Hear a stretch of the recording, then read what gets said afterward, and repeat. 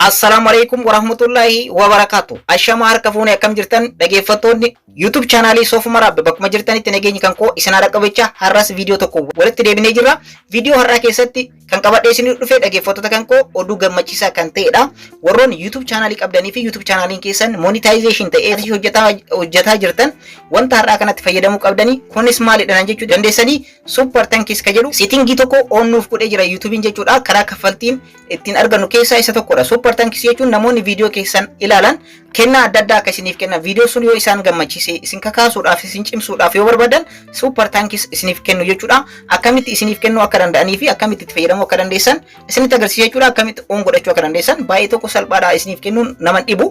Egaa warroonni super chatii fi super stiikerii kanaan dura isinitti agarsiisee jira. Warroonni kana viidiyoo san ilaaltan salphumatti isiniif kennu jechuudha. Akkamitti on godhachuu akka dandeessan settingii amma dhuftee kana jechuudha. Super thanks ke jettu kana as dhiyoo kana guyyaa 4 guyyaa 5 fuulduraadha kan galakkise YouTubein.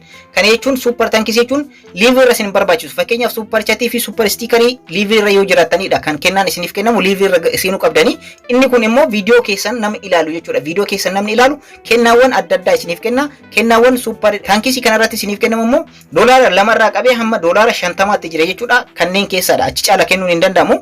Akka super stiikerii fi super chatii osoo hin ta'in hamma doolaara 50 isiniif kennama jechuudha. Wanta kana akkamitti on godhachuu akka dandeessan guyyaa har'aa isinitti agarsiisa. Oduu baay'ee tokko gammachiisaa ta'edha. Wanta kanatti fayyadamaadha. Namoonni YouTube channelii keessan irratti viidiyoo keessan daawwatan kennaawwan adda addaa isiniif kennuu danda'anii live irra seenuun isin barbaachisu akka super stiikerii fi super chatii live irra yoo seentanidha kan argattan. Isinni kun immoo viidiyoo keessan namni daawwatu kamiyyuu kaffaltii isiniif raawwachuu ni danda'u. Akkamitti on godhachuu akka dandeessan isinitti agarsiisa. Jalqaba mee kiloon keessaa seenuti warroonni YouTube channelii kanaaf haaraa taatanii subscribe gochuun dagatinadha. Akkanumallee viidiyoo kana like gochuudhaan jalqabadha. Google Chrome keessa erga seentanii booda YouTube keessan seentanii YouTube channel keessa akkamitti seenuu akka dandeessan kanaan dura isinitti agarsiisee jira. Yeroo balleessuun barbaadu jechuudha. Directly gara YouTube Studiotti seentan jechuudha. Erga gara YouTube Studiotti seentanii booda asirratti mallattoon doolaaraa bakka itti argamtu jechuudha. Bakka monetization jedhamtu kana bakka mallattoon doolaaraa itti argamu kanarratti kilik gootan jechuudha.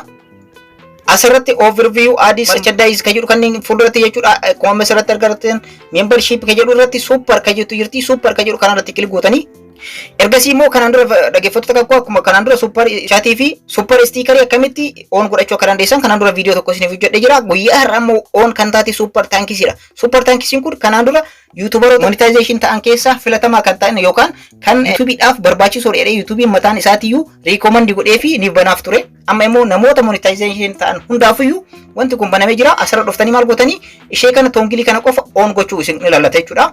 On gootanii haala kanaan on ta'a jechuudha. Asirratti search godhee active isiniif godha jechuudha. Super tankis jedhu kana on yoo godhatan yeroo hundayyuu viidiyoo keessan namoonni daawwatan bifa miidhagaa ta'een viidiyoo gaggaarii yoo hojjetan namoonni badhaasa adda addaa super tankis kanarratti isinii bituudhaan isinii kennu jechuudha. Karaalee YouTube irraa qarshii ittiin argattan keessaa isaan kunniin sadeen baay'ee tokko murteessoodha. Super chat kanaan dura akkamitti banachuu akka dandeessan super stiikeris isinitti agarsiisee jira.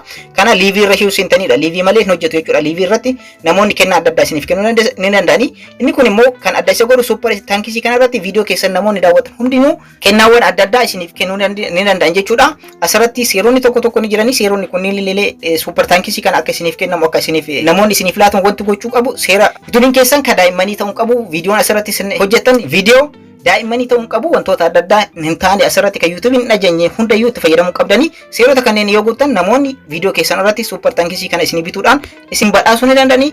Karaa ittiin YouTube channelii keessan irraa qarshii ittiin argatan keessaa super tankisiin isa tokkodha. Isa kana yoo kana YouTubein kan galakkisedha. Itti fayyadamaa isin jechuu barbaada. Barnoota kan koo kanarraa asirratti xumuree jira. Akka irraa baratan abdiin qaba. Warroonni YouTube channelii kanaaf haaraa taatan immoo subscribe gochuun dagatinadha. Akkanumallee mallattoo notification all irra godhaadha. Yeroo hunda viidiyoo haaraa yeroo galakkisu akka isin dhaqqabuuf maatiiwwan chaanalichaa like share gochuun dagatinadha. Yeroo biraa viidiyoo biraatti walitti deebina. Horaa bulaa.